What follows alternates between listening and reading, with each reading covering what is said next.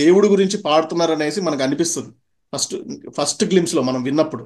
కానీ తర్వాత కొంచెం డీప్ గా ఆలోచిస్తే మూవీలో ఉన్న క్యారెక్టర్స్ ని వాటితో కంపేర్ చేసి ఇలా రాశారని చెప్పేసి అనిపించినప్పుడు మాత్రం ఆఫ్ టు చంద్రబోస్ గారు అని చెప్పేసి చెప్పాలన్నమాట. నేనున్నాను మూవీలోంచి ఏ శ్వాసలో చరితే అనే సాంగ్ ఉంది. మునులకు తెలియని జపమును జరిపినదా మురళీ సఖి వెనుకటి బ్రతుకున చేసిన పుణ్యమిద తనువును నిలువున తొలచిన గాయములే.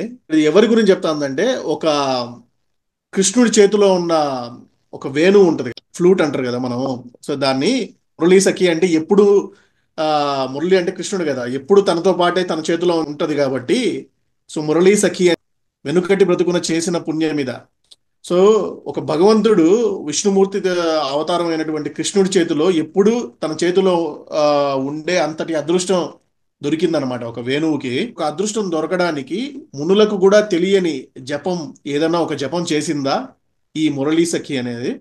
వెనుకటి బ్రతుకున చేసిన పుణ్యం మీద, గత జన్మలో చేసిన పుణ్యం వల్ల ఇలాంటి ఒక అదృష్టం లభించిందా అని చెప్పేసి అడుగుతున్నాడు.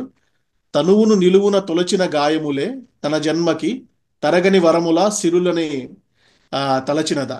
సో మనం ఒక ఒక అలా ఆ ఫ్లూట్ తయారు చేయడం కోసం అనేసి దాన్ని కట్ చేసి నిలువుగా కోసి దాన్ని అంటించి ఇలా చేస్తారు కదా, హోల్స్ పెట్టి ఇవన్నీ చేస్తారు. ఆ తనువును నిలువుగా తొలచిన ఆ గాయములే తన ఆ గాయాలే తనకు ఒక వరములుగా అది భావించిందా అని చెప్పేసి రాశారనమాట. సో ఏంటంటే కృష్ణ నిన్ను చేరింది అష్టాక్షరిగా మారింది ఎలా ఇంత పెన్నిది వెదురు తానే పొందింది వేణుమాధవ నీ సన్నిధి.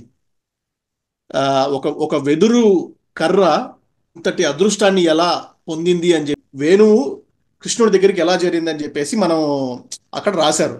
కానీ ఇది సినిమాలోకి తీసుకుంటే శ్రియా క్యారెక్టర్ ఏదైతే ఉందో ఆ శ్రియా క్యారెక్టర్ ఏ విధంగా అయితే నాగార్జున క్యారెక్టర్ పేరు వచ్చేసి వేణు అనమాట దాంట్లో. So Venu is nothing but కృష్ణుడు.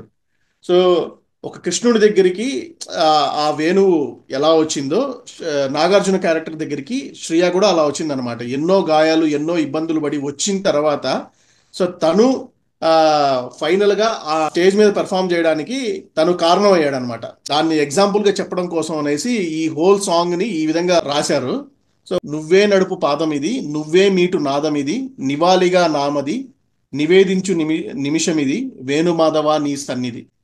సో నేను ఏదైతే ఇప్పుడు నేను సాధించానో, సో ఇప్పుడు నేను ఏదైతే నా నోటి నుంచి వచ్చే మాట ఏదైతే ఉందో ఇదంతా కూడా నీకు నివాళిగా నేను అర్పిస్తున్నానని చెప్పేసి ఆమె చెప్పుకుంటది అనమాట. కృష్ణుడు ఒక వేణువు వాళ్ళిద్దరి మధ్యలో ఉన్న ఆ రిలేషన్షిప్ ని తీసుకొచ్చేసి ఆ సినిమాలో ఉన్న క్యారెక్టర్స్ మధ్యలో పెట్టడం అనేది నిజంగా నాకు చాలా బాగా అనిపించింది అనమాట.